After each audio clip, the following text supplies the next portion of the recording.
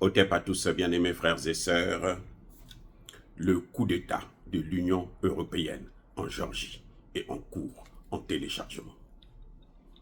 L'Union européenne actuellement est en train de réaliser un coup d'État politique et institutionnel, électoral. Que se passe-t-il? Il y a eu élection en Géorgie. Alors, il y a eu plusieurs candidats. Le candidat que les Européens qualifient de pro-russe remporte les élections avec 53,92% de voix. Le candidat pro-otanien, Union européenne, perd les élections avec 37,8% de voix. Déjà, je dois vous dire ce qu'ils appellent pro-russe, c'est quoi? Pro-russe, c'est toute personne qui n'est pas favorable à la guerre en Ukraine. Toute personne qui estime que la guerre en Ukraine ne devrait pas avoir lieu, il faut l'arrêter, il faut aller aux négociations, il faut ramener la paix, il faut éviter encore plus de morts. Ça, ce sont les pro-russes. Selon le dictionnaire, bien sûr, le lexique de Ursula von der Leyen. Ça, c'est son dictionnaire à elle. Pro-russe, c'est quiconque n'est pas favorable à cette guerre. Quiconque demande à l'Union européenne, au lieu d'envoyer des armes, d'envoyer des diplomates, d'envoyer des émissaires pour aller négocier avec la Russie et apporter la paix dans la sous-région. Ça, c'est ce qu'on appelle pro-russe. Vous voyez, le français là, il change, hein, c'est pas le même. C'est pas le même. Vous n'avez pas besoin d'aimer la Russie pour être un pro-russe. Vous avez besoin seulement d'être contre la guerre en Ukraine. Vous avez besoin seulement de dire que les sanctions que nous avons prises là, ça détruit l'économie européenne. D'abord et avant tout. Ces sanctions-là sont en train de détruire le dollar, d'accélérer la dédollarisation. Ça, c'est être pro-russe, pro-Poutine. Quand vous voyez la réalité, ce qui est en train de se passer là, ça, c'est la réalité. Hein. Sur le terrain, c'est ça qui est en train de se passer. C'est ce qui a effondré l'économie allemande. Mais dire cela, c'est être pro-russe. Donc, Ursula von der Leyen, qui est d'abord partie battre campagne en faveur du candidat pro-otanien. Et pro-otanien, c'est celui qui veut rentrer dans l'Union européenne, celui qui veut avoir l'accès, faire partie du club de guerre de l'OTAN. Là, tu es pro-otanien, tu es pro-Union européenne. Il faut d'abord dire que la Géorgie est actuellement, depuis 2023, candidate officielle à l'entrée de la Géorgie dans l'Union européenne. Ça, c'est un point, c'est un fait. Mais ici, il faut ajouter que la Géorgie est dirigée par une femme. Et cette femme est française. Elle a la double nationalité, franco-géorgienne. Alors, puisqu'elle est française, vous voyez elle penche pour quoi? Mais pour la France et pour l'Union européenne. Il faut que la Géorgie puisse rentrer dans l'Union européenne. Donc, Ursula von der Leyen est allée d'abord, pendant la campagne, pour aller déverser des millions, des milliards même. Aller promettre beaucoup d'argent, aller investir. Et elle dit que si vous rentrez dans l'Union européenne, on va développer l'Union européenne. On va mettre encore le paquet. En fait, ce qui s'est passé, c'est quoi? C'est que malgré l'ingérence de l'Union européenne et des États-Unis, malgré cette ingérence de l'OTAN, le candidat qui est dit pro-russe, qui ne veut pas de la guerre, qui ne veut même pas l'entrée, enfin pas qu'il ne veut pas, il demande à ce qu'on puisse suspendre la demande de la Géorgie. Eh oui, cette demande qui date depuis 2023, il demande à ce qu'on puisse la suspendre jusqu'en 2028. Il a besoin de plus de temps. Les Géorgiens ont besoin de plus de temps pour voir où va l'Union européenne. C'est ce candidat-là qu'il a emporté. Que se passe-t-il alors? Qu'est-ce que les Européens et les États-Unis ont fait? Eh bien, ils ont carrément, purement et simplement annulé l'élection. Ben oui, ils ont dit, il n'y a pas d'élection. Il y a eu fraude. La dame, la présidente actuelle dit qu'il y a eu fraude à la soviétique, à la russe. C'est-à-dire, c'est une fraude très, très, très sophistiquée qui a permis à ce qu'ils puissent remporter cette élection.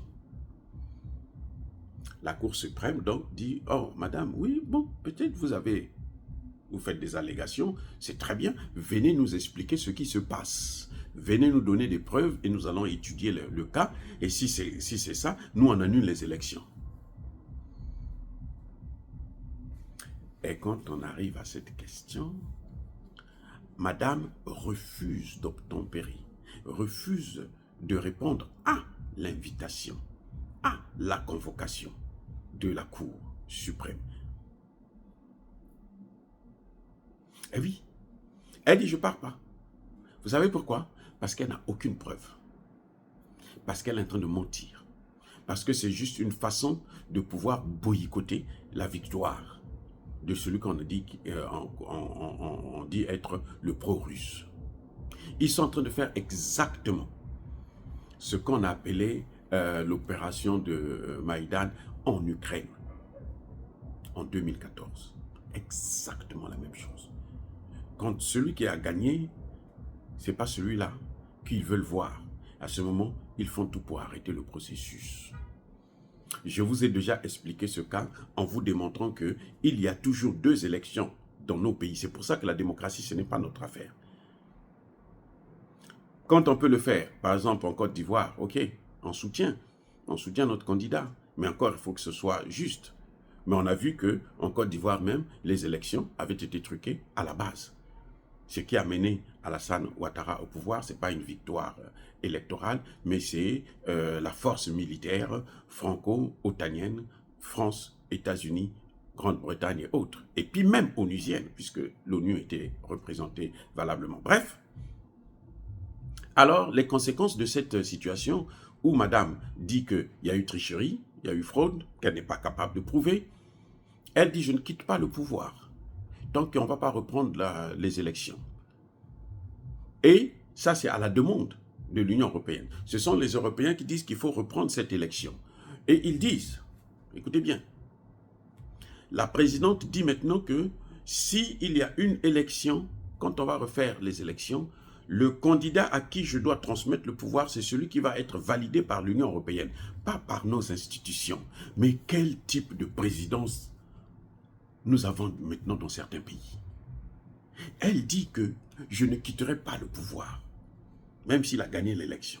Elle n'est pas capable de prouver qu'il a triché. Mais elle vous dit quand même que tant que ça ne va pas être validé par l'Union européenne, qui a dit que cette élection est fausse, elle est mauvaise, il faut la reprendre, je ne quitte pas. Allez-y comprendre maintenant ce que c'est que la démocratie. Vous voyez la démocratie qu'on nous vend. Vous voyez, M. Assimi Goïta, M. Traoré, M. Tchani, nous n'avons pas besoin de rentrer dans ce jeu-là. C'est l'Union européenne qui décide, qui dit que l'élection n'est pas validée. C'est elle qui doit dire si c'est bon ou pas, en fonction de la tête du candidat qui a réussi. Voilà ce que c'est que l'Union européenne aujourd'hui en Géorgie. C'est ce qu'ils font chez nous en Afrique. C'est exactement le même schéma. Et vous savez, la Géorgie, c'est où? La Géorgie, c'est autour de la Russie. Donc, en fait, c'est le processus qui continue à chercher à encercler la Russie. Comme ils sont en train de chercher à encercler le Sahel. Mais ils sont en train d'échouer parce qu'en Afrique, tous les Africains, toute la jeunesse africaine a compris.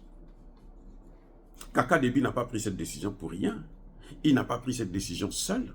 Il a pris cette décision avec le peuple tchadien. Il a pris cette décision avec la jeunesse tchadienne. Il a pris cette décision avec les députés tchadiens qui demandaient déjà le départ. Et à l'évidence, ça augmente sa cote de popularité. Voyez, donc les amis, l'élection en Géorgie, il y a un coup d'État de l'Union européenne.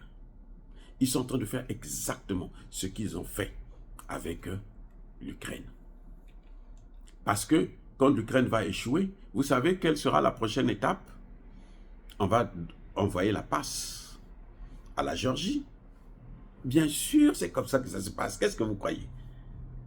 L'Ukraine a échoué là. Donc ils sont en train de préparer un autre terrain pour affronter encore la Russie.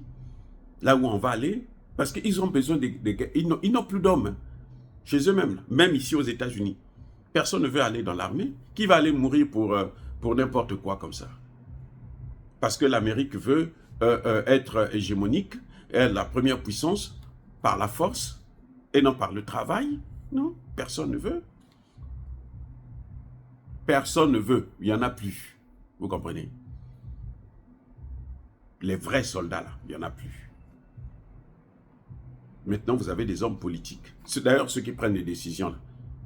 Ici aux États-Unis, vous avez Jake Sullivan, vous avez Anthony Blinken. Ils n'ont jamais fait le service militaire. Ils n'ont jamais été à l'armée. Mais ce sont eux qui décident de la guerre. Vous avez déjà vu des choses comme ça, vous ne connaissez pas ce que c'est que la guerre et c'est vous qui décidez de faire toutes les guerres du monde. Bref, actuellement en Géorgie, il y a un coup d'État de l'Union européenne et de l'OTAN qui est en train d'être diligenté. Et ça va entraîner des troubles sérieux et graves. Dire cela, c'est inciter à la haine ou à la violence, non. Il n'y a pas colère, veille à malin, encore une fois de plus, soyez bénis, abondamment bénis par le Dieu de Kémité, par nos ancêtres évangélisés. Mais que tous ceux qui persécutent le continent africain le pillent et le déstabilisent, qu'ils soient noirs, blancs, chinois,